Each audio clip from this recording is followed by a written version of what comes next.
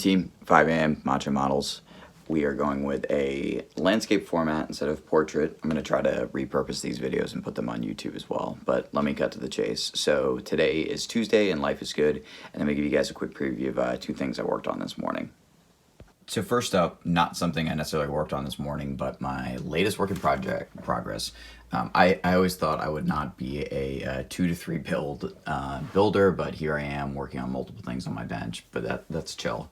So the Kylo Ren mask, this is a lot of fun. And let me just go ahead and start with this part first. I'm not gonna mess with this right now because I sprayed it on Sunday before I left for a work trip, and I want this stuff to gas out as much as possible. This is gonna be a functional mask. A friend of mine is gonna wear this when he cosplays as Kylo Ren, so I wanna make sure that the paint has had as much time as possible to cure before I start assembling it. So one of the really critical pieces is if you start handling this stuff early on, when maybe the paint hasn't had a lot of time to gas out, that's when you run the most risk of your paintwork chipping or cracking. So the longer it has to set, the better off it is. And just as a kind of like a barometer about, you know, how I do paint testing to see if it's ready, I honestly just use a sniff test. So I get up close on the build and I smell it, and if it smells like paint, I know it needs more cure time. If it smells relatively unpainty, I think I'm usually in pretty good shape. This is smelling somewhat unpainty, but as I'm going to talk about here in a moment, this paintwork is really, really delicate, or seemingly, and I just want to give it an extra day or two before I start handling it. So before I put this off to the side, this is actually Molotow Liquid Chrome. I know this is super popular in the modeling world, especially for doing details and such. But I wanted to use it as a paint applique across this entire part of the face mask, which is supposed to be a metal. So the way this worked was, and I have some work in progress pictures that I'm going to post to my Patreon and into a gallery. I'll try to link to it in the description here below as well. But I took the mask, I sanded it down. It was this like black plastic that had some silver spray paint on it. And there were some seam lines in here that I sanded and some more seam lines in here that I cleaned up. And then I hit it with 800 grit sandpaper was about the highest that I went, except for some of the areas I would have really worked into. I went up to about 1600, 3200, but overall I got about an 800 grit wash. And then my base coat was this Rust-Oleum Painter's Touch. It's this 2X Ultra Cover paint and primer. My buddy Gio sent me a note about this after I posted a video a little while ago talking about how I was going to hit this with an airbrush, and he said, "You're absolutely crazy. Go get some rattle cans. That's going to save you a ton of time."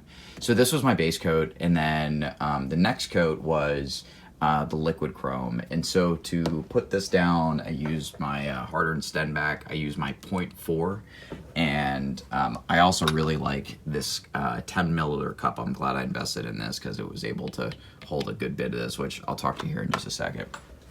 So when you're putting this stuff down, the way it works is I initially did, and there's not a lot of stuff out there on this, so take everything I say with a grain of salt, and I'll just kind of tell you about what worked for me, and I'll point out some of the imperfections here in a second. I sprayed a kind of a light mist coat down. I treated it like I normally do with any paints, and then I gradually kind of built up. But what I was finding is as I was building up, I wasn't getting that chrome sheen. So finally around the third or fourth coat, I went heavy and I went ahead and did a wet coat. So once I did the wet coat, then the true kind of cool part about this Molotow Liquid Chrome started to come out. The only pickle is, and it's kind of hard to see on video here, maybe you can see it right here at this transition area, is that when you're hitting this and you're putting a wet coat down, if there's any overspray, and if the overspray is tiny, tiny thin, it'll show up. So, you know, overall for wearing this mask, it looks fantastic. I'm definitely not going to complain, but actually this is getting picked up really well on camera here, it looks like. But this area right here is where I'm getting a little overspray, and it was really tricky to work with. So I probably did like maybe a third wet coat before finally I was like, okay, I need to step away from this because I'm also getting dangerously low on this stuff. I almost probably went through this entire bottle, and this bottle I think I got on sale for $18. I need to step away because, you know, this is the 90% solution, and I'm super happy with it. But that is kind of a long short about working with liquid chrome. There's a couple videos out there, but shoot me a note if you have any more questions about it. I think I did a pretty decent job of talking through it, and perhaps I'll come back to it again when I show the fully assembled mask. Okay, so part two of this was the other mask components. And as I mentioned, with the front faceplate that's covered in the Molotow Liquid Chrome, I went and had into some sand work. So this one needed a pretty extensive amount of work, and I actually didn't do the best of job cleaning up this seam line, but this is a really soft plastic shell, and it was super interesting slash kind of difficult to work with. A lot of the Gundam and model parts we're used to working with is a harder ABS or styrene plastic, and then once you start sanding it, it usually comes off pretty quickly. This is a much softer plastic. It's meant to endure, so pulling out some of these seam lines, and it's kind of ever so apparent maybe right here, was pretty difficult. But I knew I was going to put some texture on here, so I didn't kill myself trying to get the seam lines out. So what you're looking at, I took the base mask, I cleaned up the seam lines, and similarly I took an 800 grit across everything just to kind of rough up the surface. I used my Rust-Oleum 2X Ultra Cover to lay down a layer of primer. And then once the primer was done, and I'll try to include a link to this in the description for YouTube, I used the Super 77. So I got this idea after I posted a video last week, and a ton of people said, hey, have you seen Adam Savage's one-day build of the Knights of Ren's mask? And I said, no, but thank you for pointing that out to me. So I went there, and effectively I just copied their process.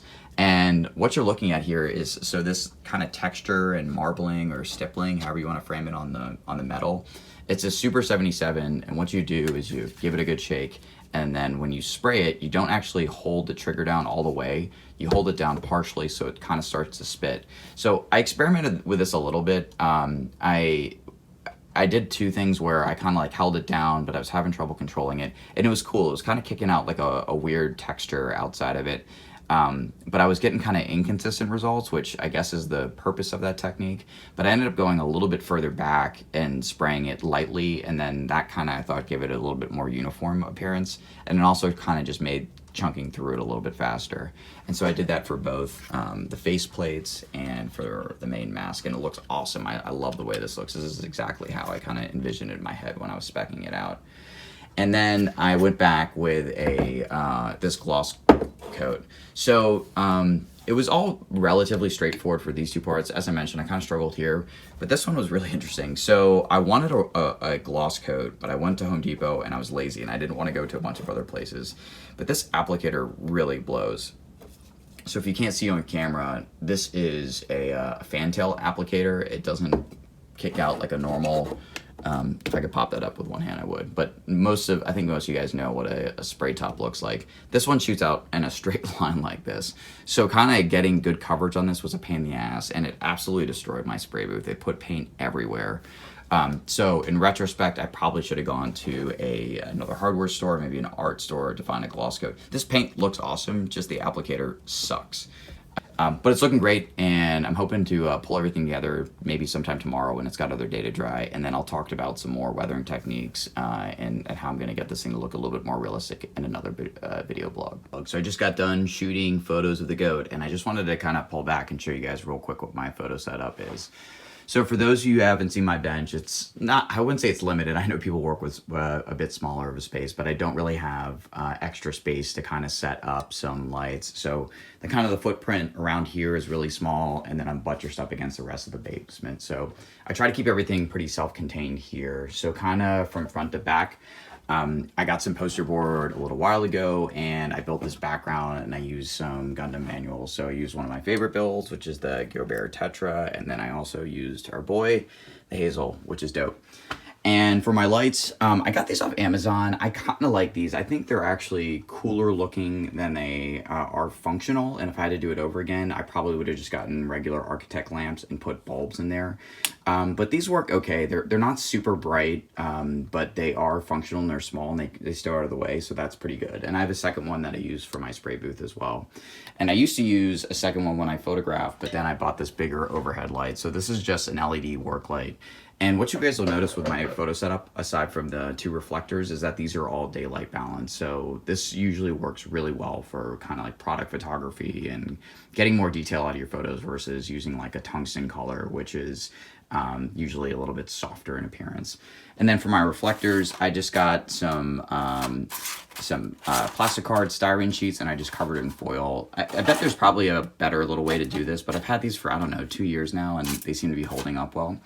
And real quick, and I know there's more qualified people like Justin out there who can talk to photography, but all I'm really looking for when I'm adjusting my light right now, so I've got my overhead, which is my fill light, and then this would be my main light, and I'm just kind of adjusting it to where I've got enough fill, but you know, a good amount of shadow too, or interesting shadow, I should say. So that's good light in my mind.